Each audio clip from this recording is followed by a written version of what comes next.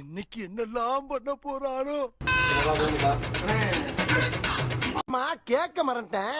நீங்க என்ன வேலை செய்றீங்க? நான் ஆபீஸ் போற மாதிரி ஒரு பேண்ட் வாங்குறேன்.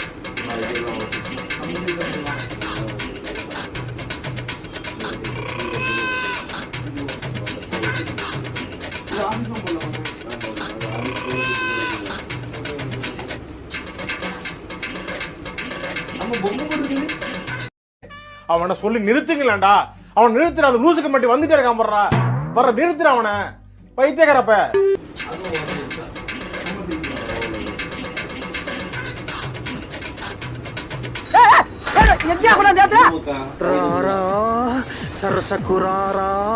என்னடா இது ராராவா? டேய் அட கர்ம பிடிச்ச காட்டேரிக்கு பிறந்தவனே.